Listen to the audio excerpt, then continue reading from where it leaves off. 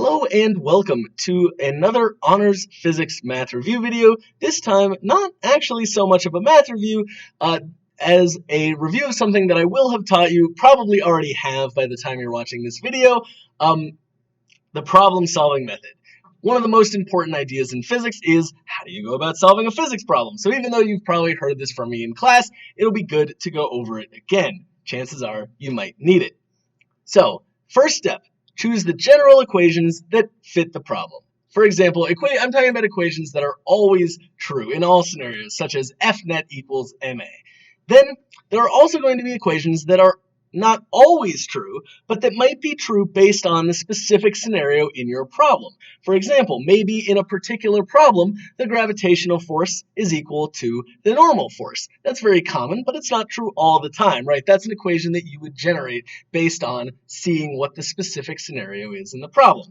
Once you have all your equations, both your general equations and your problem-specific equations, then you're going to substitute and rearrange them and do some algebra to solve for your unknown in terms of knowns, right? And that's what we call a symbolic solution. Now, step 3, that's the hard step, that's the long step, right? Once you have your symbolic solution, so everything is still in symbols, right? Then we can ensure that that solution is dimensionally correct. So in other words, you're going to go through, you're going to check all the units, you're going to cancel out units as necessary, and you want to make sure that whatever units you're supposed to be in, those are the units that you actually are in, right? So if you're solving for mass, you got to make sure all your other units cancel out and you're left in kilograms, right? Once you've done that, then you're finally ready to take out your calculator. You are finally ready to plug in your numbers and solve for your numerical answer, and then check that answer, right? If you were solving for velocity, make sure that your velocity is not bigger than the speed of light, right? That doesn't make sense. If you're solving for the mass of a toaster, make sure that that toaster does not have a mass of 200 million kilograms, etc., right? So if you find that your answer does not make sense given the scenario, then it might be time to go back and check your calculations or check your symbolic solution, right? So let's start with an example here. We've got M1 is 3 kilograms, M2 is 7 kilograms, and it's accelerating clockwise at a rate of 4.52 meters per second squared, but this isn't taking place on Earth. It's taking place on some other planet. And so we're going to have to compare our G value to the G values for these planets, see if we can determine the gravitational field strength and which planet it's on. Right? So the equations that we know are going to apply is we've got forces involved here. So we know that we're going to need to use F net equals ma, and specifically we have gravitational forces, so we're going to need to use Fg equals mg, right? Those are the general equations. These two equations are always true, right? But then I can also look at this scenario and I can see, right, based on what's happening, that the only two forces at play here are the gravitational force on the big block and the gravitational force on the small block. So I can say that F net is going to equal Fg2, the gravitational force on the big block, minus Fg1, the gravitational force on the small block, right? And I can also just say that in this case, the m referred to in F net equals ma, that would be the mass of the system. So here we can say that m here equals m1 plus m2, right? And with that, we should be able to find our symbolic solution. So we can sub in m1 plus m2a equals m2g minus m1g, right? And now we should just be able to solve for g, so we can factor that out. So g times m2 minus m1 is equal to a times m1 plus m2, right? We divide here, so we get g is equal to m1 plus m2a over m2 minus m1. So that's our symbolic solution. We've now solved for G. If I look at the units, right, kilograms plus kilograms are equal to kilograms, and kilograms minus kilograms are equal to kilograms. So we've crossed out kilograms because they're on the top and the bottom. We're left with A in units of meters per second squared, and we're left with G, that's the acceleration due to gravity, also in meters per second squared. Over here, newtons per kilogram, but remember, newtons per kilogram is equivalent to meters per second squared. So now we should be ready to solve. So now I can finally take out my calculator, right? And I can say, so we've got 3 plus 7 times 4.52 divided by 7 minus 3, which would be 4.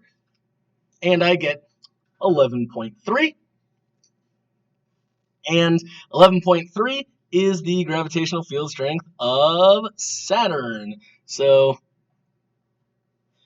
I've evaluated my answer because here it's easy to evaluate because it should be 1 on this list, right? So that makes sense. Make sure I have units included with my answer. So my final answer is that this pulley system is located on Saturn. Wasn't that fun? Now, I know that you are going to be tempted to say that you don't need to use the problem-solving method, that it would be easier for you to just substitute in the numbers, do more with your calculator, right? And then you'll still arrive at the final answer. And for this problem, that might be true, right? You could start simplifying earlier, and it probably wouldn't mess anything up.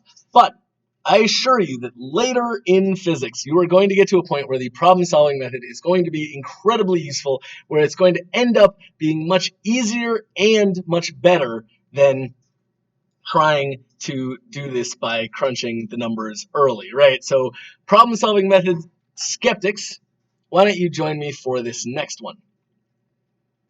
So this, you probably haven't gotten here yet by the time you're watching this video, but that's okay because we are going to get here much later in the course in physics.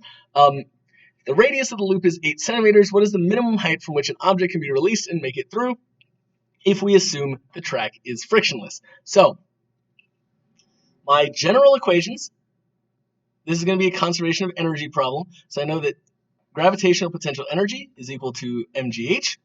I know that kinetic energy is equal to 1/2 mv squared. And because we've got a loop, I'm going to use my equation for centripetal acceleration, which is that AC is equal to v squared over r, where r is the radius of the loop.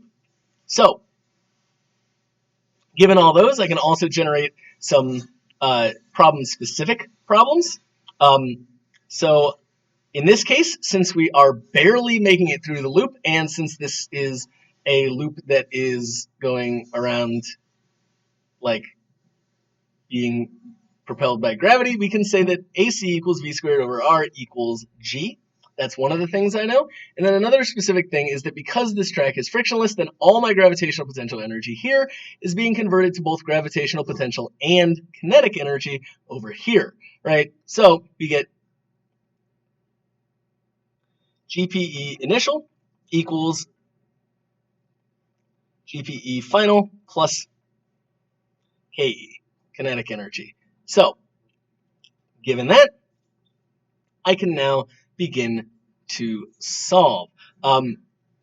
So we have mgh, where we are solving for h, is equal to mg, and then this new height is equal to the diameter of this circle, right? So in other words, this new height is equal to twice the radius. So you can do mgh equals mg2r plus 1/2 mv squared. Then I can rearrange this equation to get that g equals, rg equals v squared. So I can plug that in there. So we get mgh equals mg2r plus 1/2 mgr, right? And so at this point, I can cross out my mg's from all parts of this equation, and I simply get that h equals 2r plus 1/2 r equals 2.5r. All right. As far as evaluating the units here, we've simply got units of distance equals units of distance, so this makes a lot of sense. And then I can simply multiply 8 by 2.5 to get 20 centimeters as my final answer, right? And that's a scenario where if you had tried to do some intermediate calculations and ground out the numbers, you would have actually spent a lot longer doing this problem, you would have gotten a less exact answer, and you would have a harder time doing it. But as it is, because I was able to just cancel out all those terms, because I was keeping everything symbolic, I get a very simple and elegant answer here. So that, I hope, was a convincing case for the problem-solving method, and I hope you also got to see it in action. This is Mr. Mencken signing off, and I will see you next time.